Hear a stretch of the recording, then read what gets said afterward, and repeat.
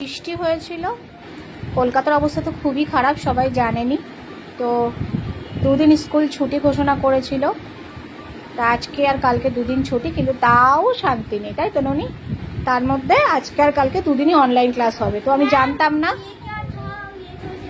তো আমি প্রথমে বুঝতে পারিনি যে আজকে অনলাইন ক্লাস হবে। আমি জানিই না, হোয়াটসঅ্যাপে যাইনি, ছুটি পেয়েছি একটা দিন, সব কাজ করছিলাম, হঠাৎ মোবাইল খুলে দেখি ওদের অনলাইন ক্লাস মানে হয়ে গেছে। আমি জয়েন করতে পারিনি, বাট পরে যে পড়াগুলো দিয়েছে সেগুলো এখন দেখে দেখে মেয়ে করছে। আজকে সব কিছু লেট হয়ে গেছে, তো চলুন আপনাদের কাছে দেখিয়ে দিই কি কি রান্না করেছি। আজ কেমন কি করেছি নিজেও জানি না। মেয়েকে এইদিকে যা যা ওরা ওয়ার্কশিট পাঠিয়েছে সেগুলোকে সব মানে লেখাচ্ছিলাম, আর এইদিকে ভাতটা আমার যদিও একটু আগে হয়ে গেছিলো। ভাত আর একটু ডাল আর সিদ্ধ করে সকালে মেয়েকে খাইয়ে দিয়েছিলাম।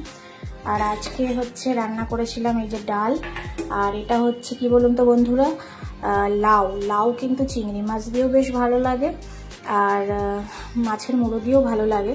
তো আমি বেশিরভাগ চিংড়ি মাছ দিয়ে যদি বা করে থাকি লাউটা, নাহলে শোল মাছ দিয়েও খুব ভালো লাগে। তো বরমশাই আজকে বাজার থেকে বেশ খানিকটা মাছ নিয়ে এসেছিলো। তো যাই হোক, সেই শোল মাছটা আমি ভেবেছিলাম এই লাউ দিয়ে করবো, কিন্তু লাস্টে আলটিমেট সব ঘুরে গেল। একটা কাতলা মাছের মুড়ো ছিল, সেটা দিয়ে লাউ দিয়ে ঘন্ট করেছি।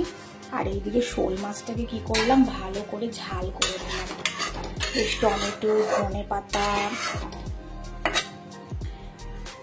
পেঁয়াজ, কালো জিরে, কাঁচা লঙ্কা দিয়ে একটু ঝাল ঝাল করে নিলাম। খারাপ লাগে না, এটা আমি প্রায়শই করে থাকি, কিন্তু আজকে সম্পূর্ণ ইচ্ছা ছিল যে আমি এই একটা মানে একদম তাজা একটা লাউ এনেছিল, লাউ দিয়ে শোল মাছ করবো। কারণ আমার মা লাউ শোল মাছ বড়ি দিয়ে এত সুন্দর করতো, কি করতে গিয়ে কি হয়ে গেল।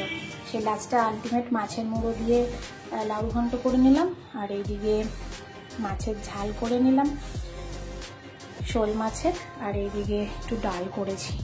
এই ছিল আজকে আমাদের মেনু। জানি তো বাচ্চা কাচ্চার পড়াশোনা একদিকে, ওইদিকে সামলানো, এইদিকে রান্না, এক হাতে সত্যি কথা হয়ে ওঠে না। তো বন্ধুরা, আপনারা কে কী রান্না করেছেন আজকে অবশ্যই কমেন্টসে জানাবেন, আর ভিডিওটি ভালো লাগলে লাইক কমেন্ট শেয়ার করতে একদম ভুলবেন না, আর আমার চ্যানেলটিকে কিন্তু সাবস্ক্রাইব করে দেবেন। টাটা।